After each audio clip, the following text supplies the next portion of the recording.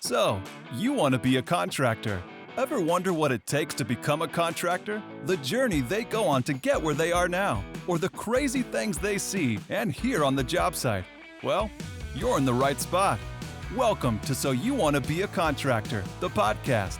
Join your host, Mike Fisher, as he talks to owners of construction companies from all over about how they got started, how they run their business, and some of the craziest stories they've experienced on their job sites.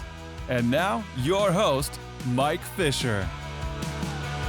Welcome to So You Want to Be a Contractor. This is episode number 24. My name is Mike Fisher. My guest today, President of Groundswell Management, Bob Biederman. How you doing, sir? Good. Yourself? Good, man. Thank you. Appreciate you taking the time here to come on and speak to us a little bit and tell your story. So let's get right into it. What's your story? How did you get into this industry? What led you to where you are today? Well, I actually was kind of raised in the industry. My parents renovated a house when I was growing up. And the way I got into it professionally was actually in high school. I had a crush on a cheerleader whose father was a contractor.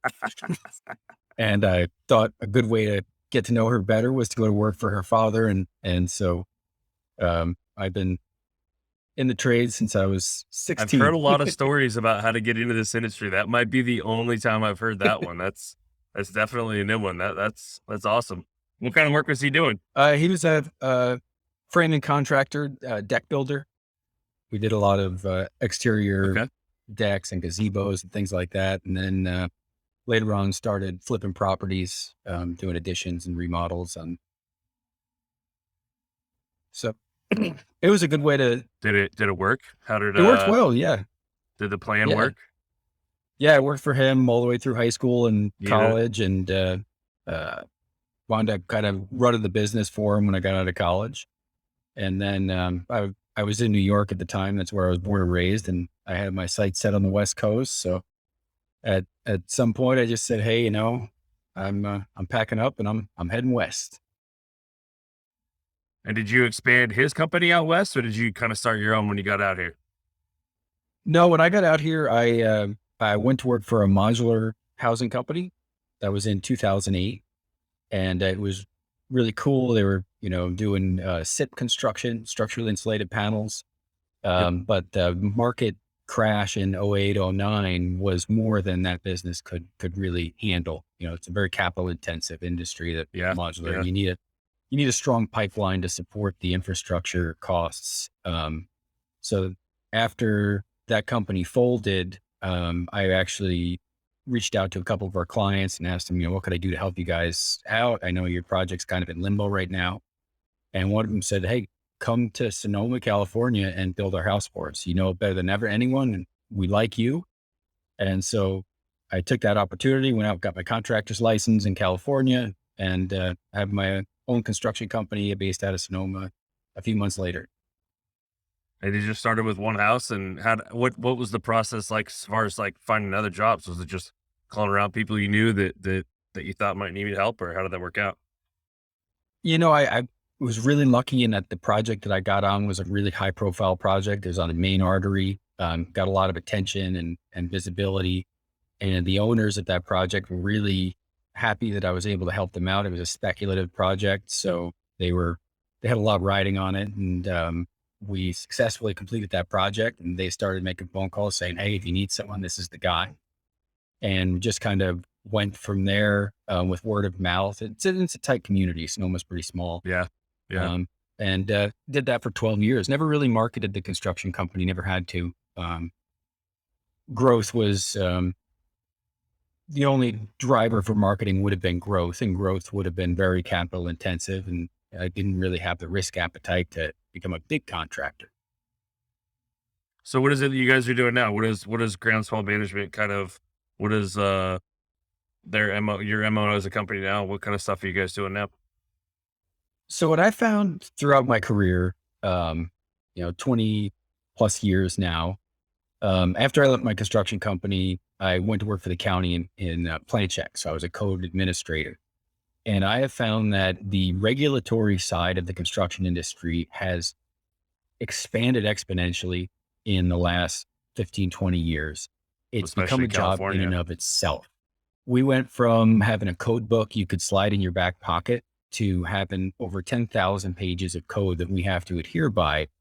And with that code comes documentation, special inspections, Cal Green inspections, Title 24 compliance, HERS raters. There's a whole lot of stuff associated with it. And that's not even bringing in stuff in the planning world like design review and scenic corridors and um, uh, riparian setbacks and bringing in biologists to look for wetlands on a project. It's really gotten out of pocket. It's a whole industry in and of itself. Yeah. The other thing that we saw was that the real estate industry and the construction industry they don't know each other in any way. We sell the same product, ironically, but they just sell it pre-assembled and we sell it in parts and then we assemble it for them. I love that. But Yeah. a contractor could go his entire career without ever working with a real estate agent. And so what winds up happening is, when you go to buy a house, we've all done it. You go through the disclosure process, you get your pest report, your home inspection, your title report, and you find out all the physical stuff that's going on with the property. What you don't get is a permitting disclosure. You don't know whether what you're buying was constructed with permits or without permits. And if it didn't have permits, it doesn't legally exist. So you're going to go out and get $1 million, $1.5 million mortgage without knowing whether or not you're actually buying something that is legal and exists in the world. And I have had clients in my construction company when I worked at the county and in my current business where they were either looking to buy a particular property or they bought a property without knowing that they had hundreds of thousands of dollars of unpermitted construction. Some of them did not have the finances to bring that up to code. And without the unpermitted construction, they didn't have the equity that the mortgage was written for. So where our industry is losing a lot of capital to the lack of oversight and tracking of permitting as part of the real estate transaction. And you don't find out what you've got until after you bought it and you go to submit a set of plans for a remodel and the county says, well, actually half of your house doesn't exist. You need to submit for an addition. Even though it was built in 1985, it has to meet today's codes and standards. Yeah. And so that I feel like that's a failure of industry. We missed the mark. In this, Sonoma County implemented the building codes in 1964. A lot of counties in California, very similar time period. But we didn't really start tracking things until the late 80s, early 90s, and they didn't get digitized until the 2000s. So there's a 40, 50-year gap where it was just a Wild West and stuff got built. But from the jurisdiction's perspective, we need to know, and it needs to be legal. So there's a lot of issues with that. And it comes into play with other stuff too, like septic systems. If you have an unpermitted addition on your house and they added a bedroom, your septic system wasn't designed to support that bed. Current septic standards, you need your septic field and up to 200% reserve area. You might not have enough land for that. So you might be tearing part of your house down and you don't get it back. So what our business does and what we're doing for the industry is we're working with the real estate agents to identify what it is their buyer's buying. We're working with them to prep a property for sale. Maybe it's got an unpermitted accessory unit on it. Well, you can get a few $100,000 more in value if you get that permitted before you put it on the market. So we're working with real estate agents to try to bring this information, this permitting information into the real estate transaction where it never was before and where truly it belongs. And then we're also doing, on the construction side of the world, we're doing design, development, and construction management with management of all the regulatory compliance issues. So the contractors don't have to. They can stick with what they do best and not have to deal with the headaches of the 400 pages of paperwork that need to be managed and tracked. And, well, and the thing is, so that's us in a nutshell. Yeah, and as heavy as that load is for the contractors, a lot of times it just kind of gets breezed over, right? I mean, so what you're doing brings them to the ability where they can do things the right way without having to manage it themselves on that side. Yeah, and everybody's got the thing that they do best. And when you're a contractor, building is what you need to do best. That's your bread and butter. That's where you're going to earn a living. That's where you can sell. That's where you shine, is in the way you build and the quality of your construction. The more you have to deal with paperwork and permitting, and that, your skills get spread more thinly. So you don't have as much time to keep yourself up to date on the latest technologies and the new innovative products, because you have to spend your time dealing with administrative and code compliance, Yep. regulatory issues. We take that off your plate so that you can be the best contractor that you. And my guess is that you're probably working with the guys, under 20, $30 million a year in revenue, right? Because those are the ones that maybe don't have the ability or the capital to hire somebody in house, right? Because once you get larger, Yeah. a lot of those larger companies have somebody in house doing what you're doing, right? And they maybe not need you, and that's fine, right? I mean, there's a niche for everybody and a need for everybody. So my guess is that you're probably working with some of those smaller companies that just don't have the capacity to bring on somebody full time.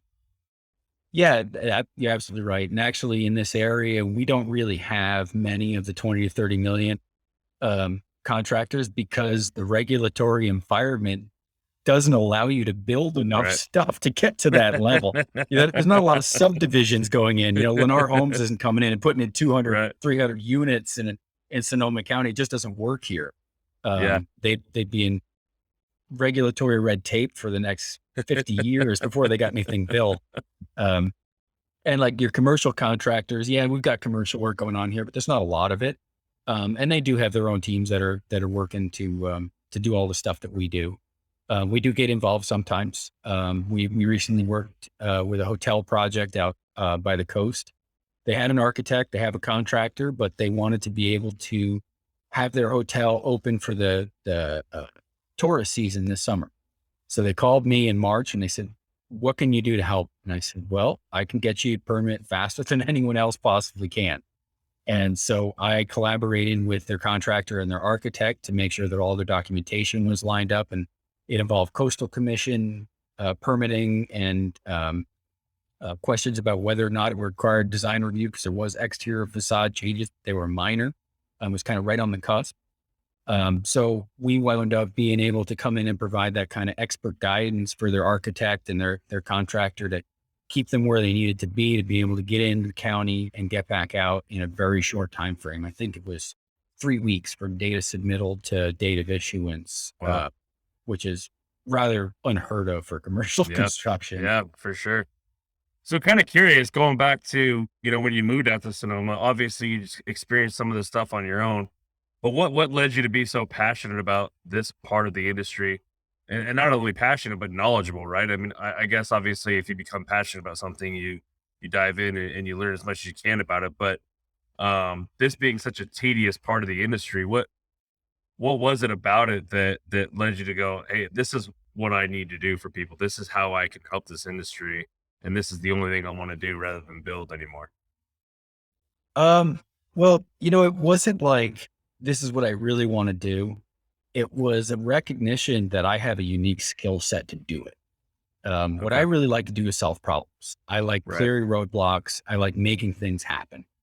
And I was working as a contractor in a world full of great contractors. There was a lot of guys like me around that had the same skills, better skills.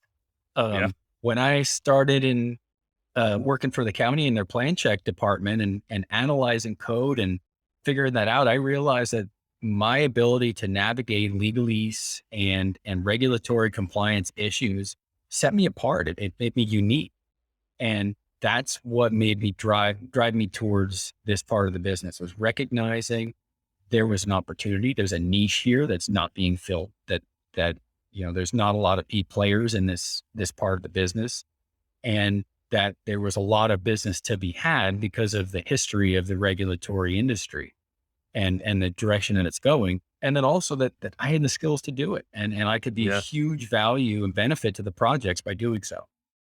And I love believe me, that too. sometimes It's I want to yeah. beat my head against the wall. I hate it sometimes. I was gonna say you're doing probably the most mind-numbing piece of the business for sure.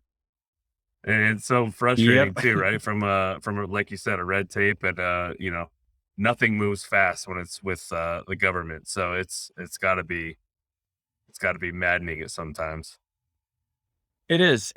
But it's also really rewarding and really fun sometimes. The jurisdictions, they like to nail you to the code, right? Right. You get your Right. projects jammed up because that's what the code says. Well, I also do that in the opposite direction, where they try to impose a regulation that doesn't really match the code because that's what they want. And then Right. I can go back to the code and say, no, this is what the code says. This is what we both agreed on. This is what you have to Right. do. Right. And kind of push them out of the way. And that Yeah. gets rewarding. Right. Yeah. No, definitely for sure. Like you said, when you're passionate solving problems and being that person, when you do get them done, like you said, it is very rewarding for sure. So kind of And curious. What that's our slogan too. When is it I really? stopped building and I got into this business, the world kind of opened up for me. And so our company motto is we don't do things, we get things done. I love that. So there's a lot of guys out there that do things and they're really good at that. And we want them to do the things. We'll just step in and help them to get them done. We'll get all the roadblocks out of the way so they can do what they do. Yeah, that's perfect.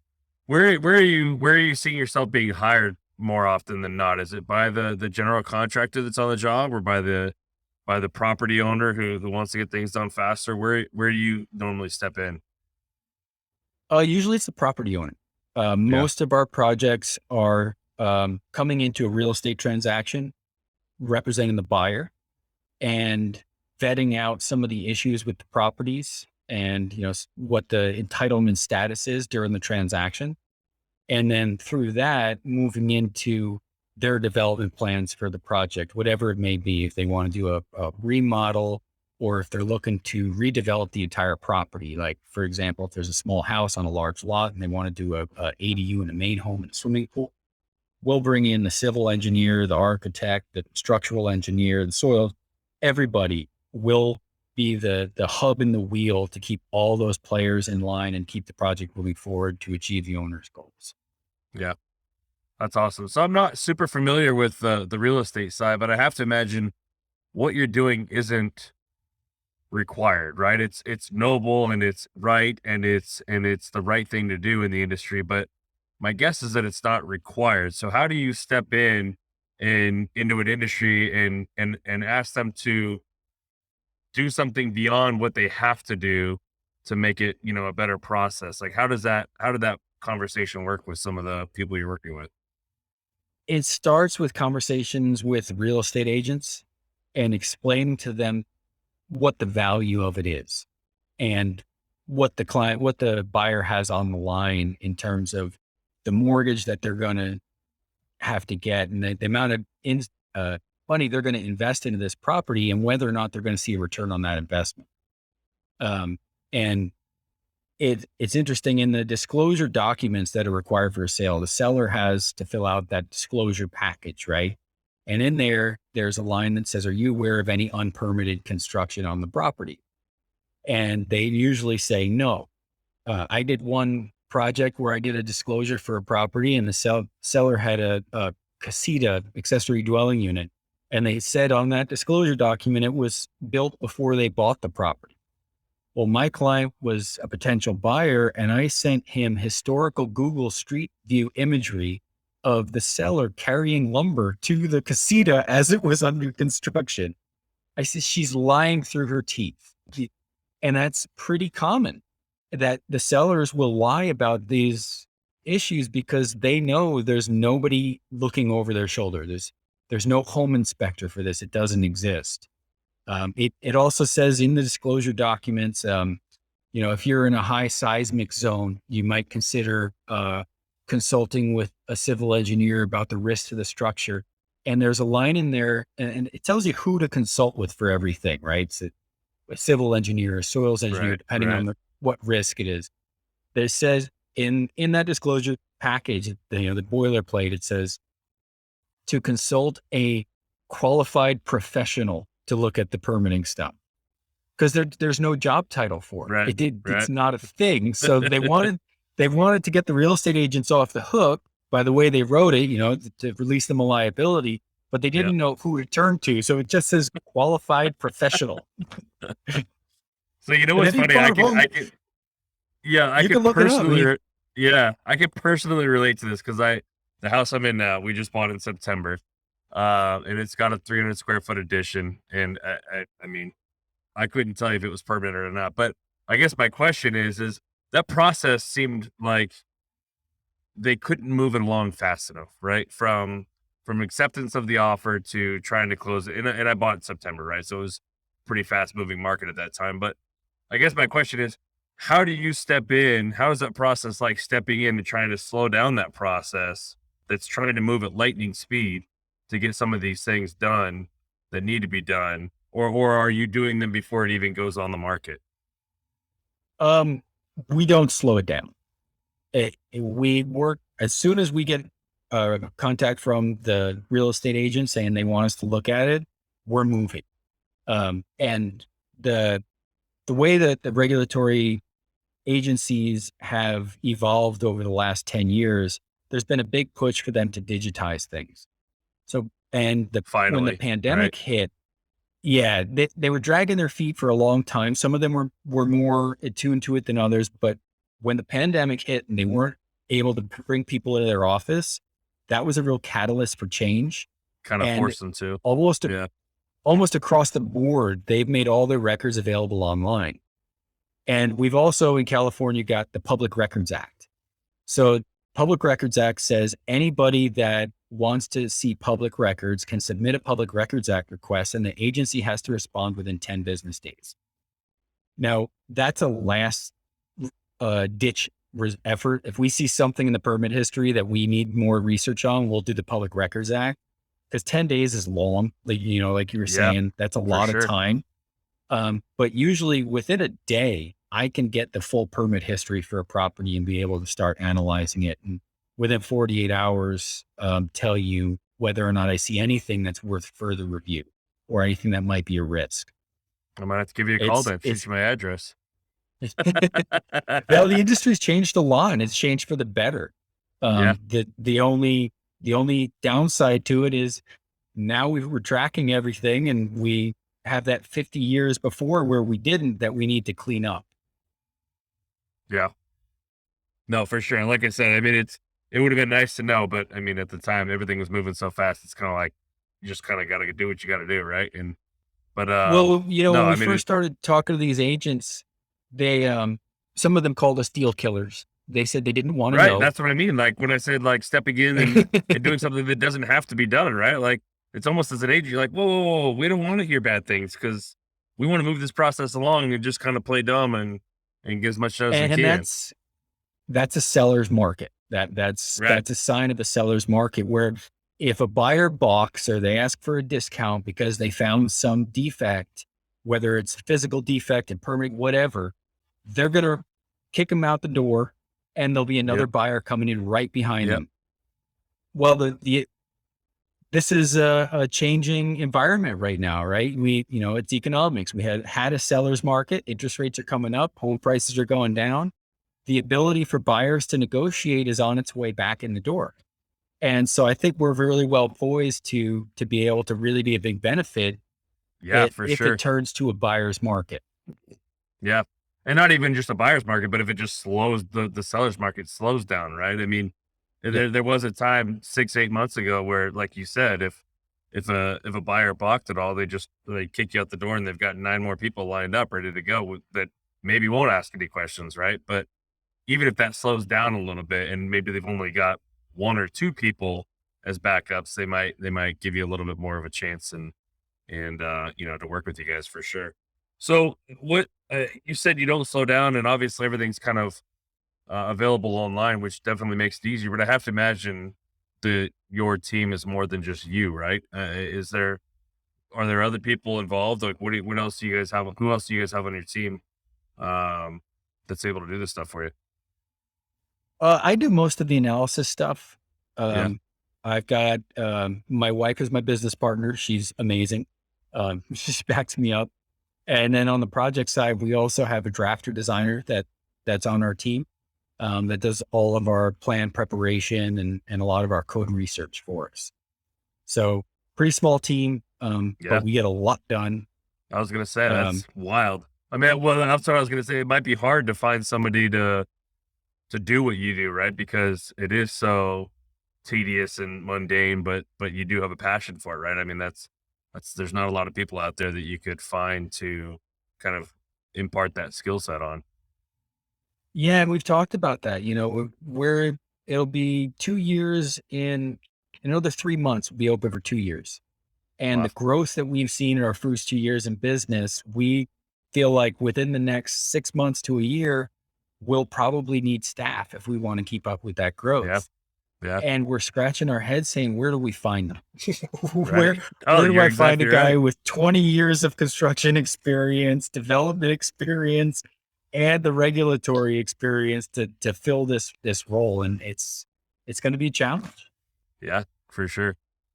And where do you see yourself going? Where, I guess, or maybe let me back up a little bit. What is when you go to somebody, like what is it charge, or how do you guys charge? Is it based on the size of the project, or hours, or just kind of a breakdown for anybody listening, just kind of what that process looks like when you guys step in? So we charge by the hour. We have our standard hourly rates. We put together a proposal with separate task items that are linear, like dominoes. So task one's always preliminary research and analysis, and then based on that research, we know what's feasible, and we can move on to task two, or maybe we don't. Maybe we say, okay, this isn't going to be feasible. We're going to have to adjust. But every task has a not to exceed limit, and we come in, we put together a proposal with our task items that are not to exceed limits. I'm always a little heavy handed with my not to exceed because I don't like getting I don't even like getting near the budget. But I Right, absolutely right, disdain going over budget. I right, will not go over budget. I'd rather eat the cost than go over budget. It right. drives me insane.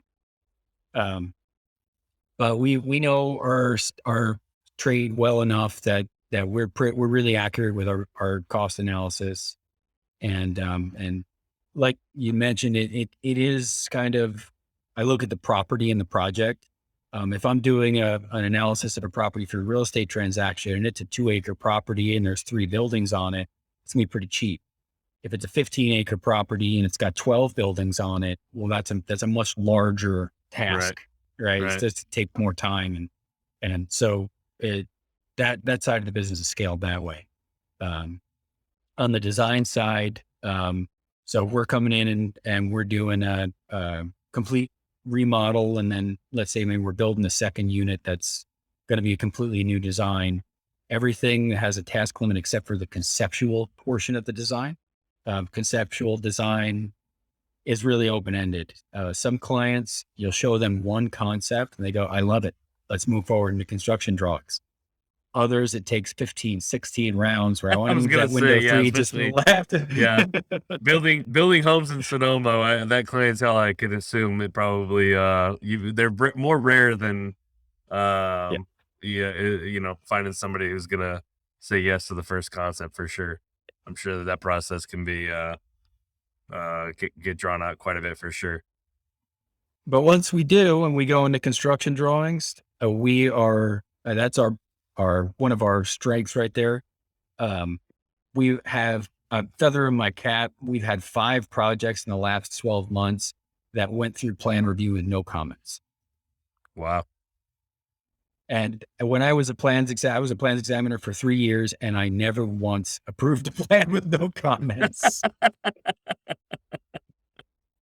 That's awesome. No, it's tribute to what you guys do, right? I mean, obviously, you know what you're doing, and I mean, it points to the other side of the business, right? I mean, it'd be pretty awkward if you submitted stuff and they did have a bunch of comments, or they came back with a bunch of things that you guys had to change. It would be pretty awkward for the other side of your business, where that's all you do for a lot of contractors, right? I mean, it would be some pretty bad marketing if people were able to find that out.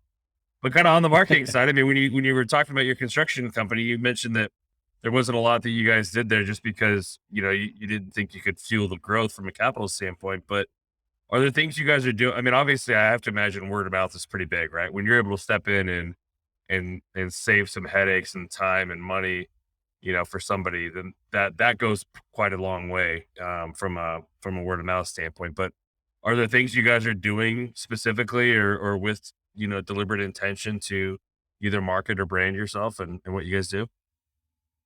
Yeah, the first thing that we did was we got into a bunch of local professional memberships.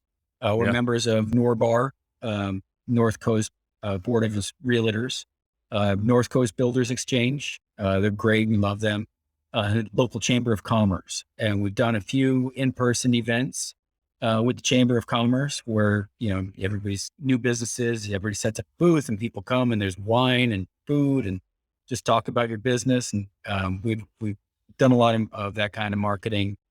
And then we have reached out to members of our professional organizations, the realtors, and say, hey, I want to talk to you about our business and how we can help you with your business. And like you said, word of mouth has been great. Yeah. And our website, I mean, we get a lot of business driving through our website, www.groundswellmanagement.com. We see a lot of traffic and I think we've done a good job of kind of spelling out what we do. And if you're interested in our services, you can reach out right through the website and it's been good for us.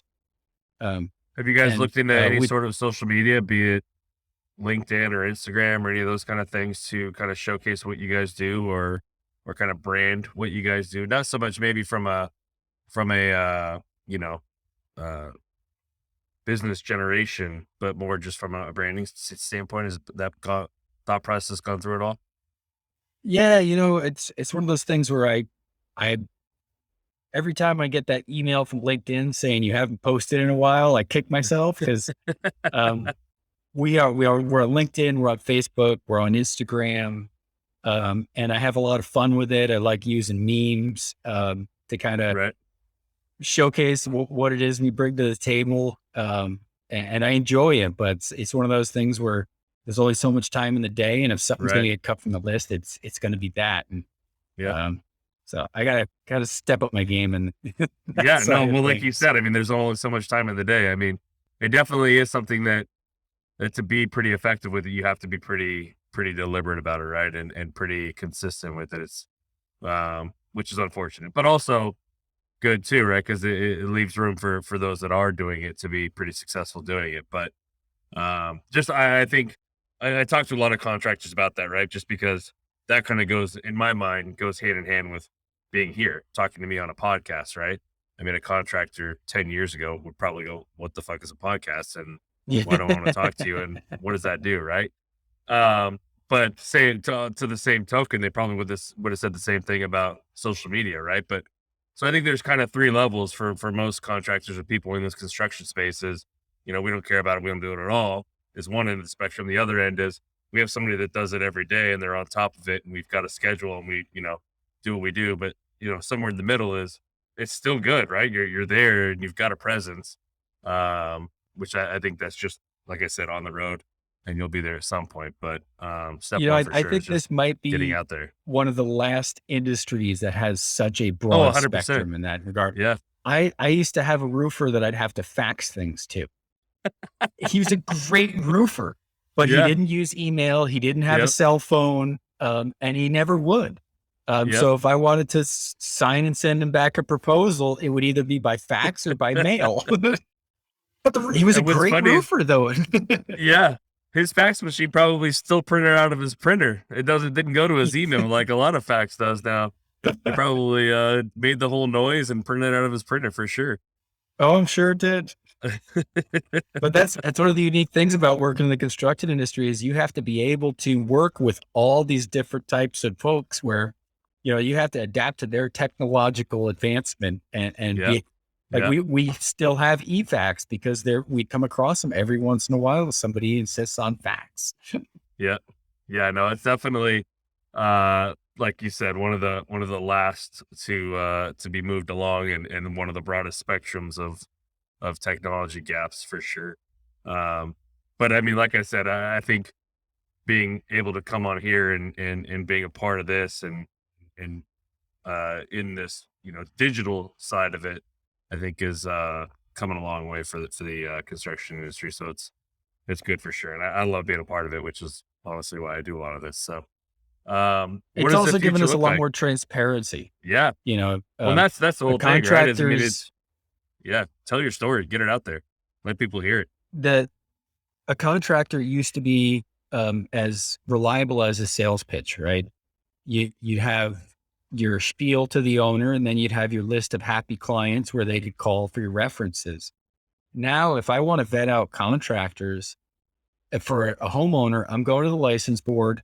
I'm going to check their insurance, check their bonding, check all Yep. of that. But then I can also go on the county's permitting portal and I can see how many projects they're associated with, how many inspections they've gotten, what their average project duration is from first inspection to final, and what their inspection pass percentage is.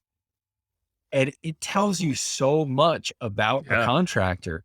When a accessory dwelling unit takes them 18 months to finish and they only pass 65% of their inspections, and the guy they're bidding against had one done in 9 months and passed 100% of their inspections. There's Pretty no easy to sales point pitch out. Yeah. that could bridge Yeah. that gap. It's very easy to see who's the better Right. contractor in that Right. regard.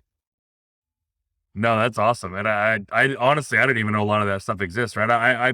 I'm on the insurance side, so I know a lot of the safety and the OSHA stuff and all that stuff is public knowledge. But knowing that a lot of that permit stuff and the inspection stuff is also public databases is good to know.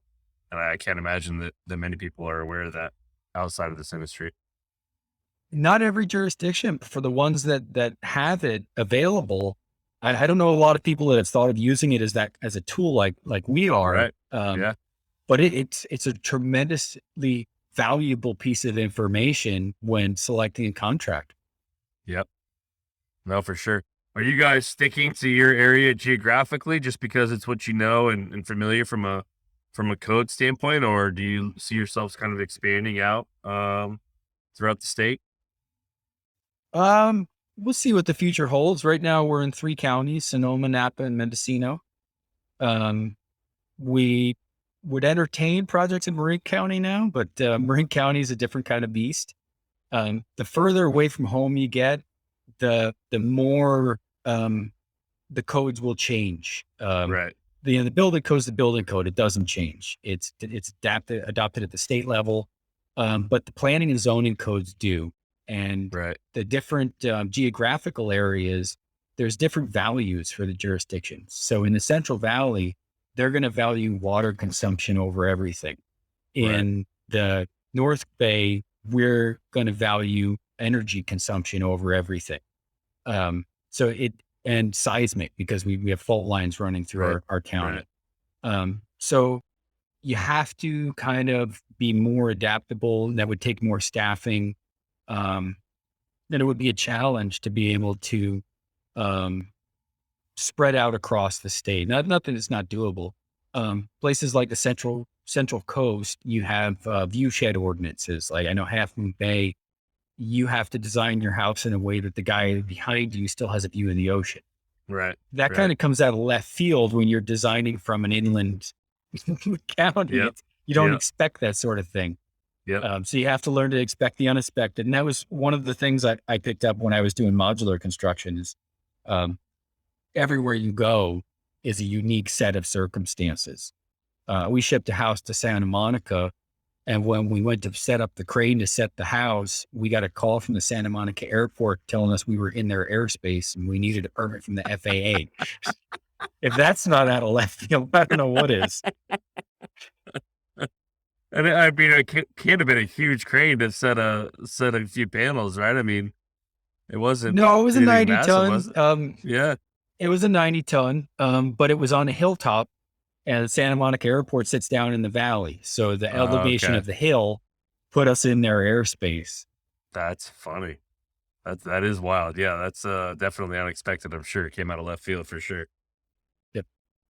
So are you aware of anybody else doing what you do at your level and any other places in the state? No, I don't. There's a company out of the city that's kind of doing similar things to what we're doing in the permitting. or in the real estate side of things. But what they're not really looking at the legality of the existing infrastructure. They're looking more at the planning and zoning potential for the property. I Right. think there are companies called City Structure, a really cool outfit. They're doing cool stuff. So if you or you're looking to buy a property in San Francisco and you want to know if you can have a second unit, you can pay them for a report and they'll tell you how big you can have it and whether, Oh, all that's that kind cool. of good Yeah. Yeah. stuff. So that's a neat service.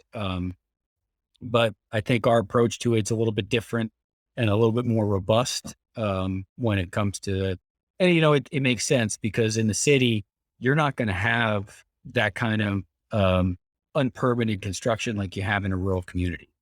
Yeah. It's the There's a rural little more properties, the oversight. farm. Yeah. Yeah. They're the ones where you kind of have that Wild West construction over the last 50 years that needs Right. to be Right. cleaned up. Yeah. Well, I mean, it sounds like there's opportunity there, right? I mean, but like you said, it's finding the staff and the people that have some of that experience to be able to grow. Because I mean, California is, we all know, one of the hardest to build in from a red tape and a permit and a legality standpoint for sure. So I think that service could definitely go a long way other places at some point if you get to that ability for sure. Yeah, we'll see. I mean, I'd love to see it happen, but I'm loving it the way it is right now. So, with Yeah, more staff and more projects, you're more responsibility. You're tied to work more more headaches. Yep. often. So, yeah, exactly. Yeah. Awesome. Well, this has been great, Bob. I appreciate it, man. It's been fun chatting with you and kind of learning this side of the industry. Like I said, I deal with the insurance side, so there's some crossover for sure. Yeah, knowing that world exists and there's people out there kind of helping those contractors out. It's awesome. I appreciate it. I know you kind of mentioned your website before, but I typically use this end of the segment here to allow you to kind of give those shout outs. So in case anybody skipped over that or fast forwarded, first of all, shame on you. Second of all, this is where we're going to allow you to do that. So let people know where to find you, whether it's phone numbers, websites, emails, whatever it is, how they can get a hold of you and get in touch with you. All right. Well, then all of the above. They can reach out to us by phone, 707-483-3425, through our website, www.groundswellmanagement.com, or they can email us at info@groundswellmgmt.com. Awesome. And we're How, happy to help. yeah, curious how you came up with the name. Because honestly, when I saw it at first and we started chatting, I thought maybe it might have been something along the lines of water conservation or something along those lines. But um, curious where that came from. So that's I'm a surfer, and Okay. when you got a swell coming in, there's two kinds of swell. There's wind swell and ground swell. Wind swell is a short period, has less energy. It's more chaotic. It's choppy. It's disorganized. A groundswell is, it starts out as a wind swell, but over distance and time, it propagates into a longer period swell. It gets more organized. It has a lot more power, and it's more lined up. So we took that kind of differentiating Yeah. factor and said, because our industry is a wind swell type industry, we're chaotic, we're all over the map. There's all different kinds of stuff going on and different players. And we want to be the ones that organize it, that get it lined up and bring more energy into it. Love that. That's so perfect. That's awesome. I love that you put thought into that too. And it wasn't just Biederman management, right? I mean, that's that's fun. I love when they're not named after you personally. I love hearing the stories behind them. So that was perfect. I appreciate that, man. Well, Bob, again, this has My been pleasure. great. I appreciate it. Let's keep in touch. If there's anything you need, obviously feel free to reach out. But I hope we stay in touch and stay safe out there. Sounds good. Thanks for having me. I appreciate it. Have a good one. You too. Hey, thanks for listening. If you had a good time, be sure to hit that subscribe button to get all the latest episodes. And if you had a really good time, leave a review to let us know what you thought.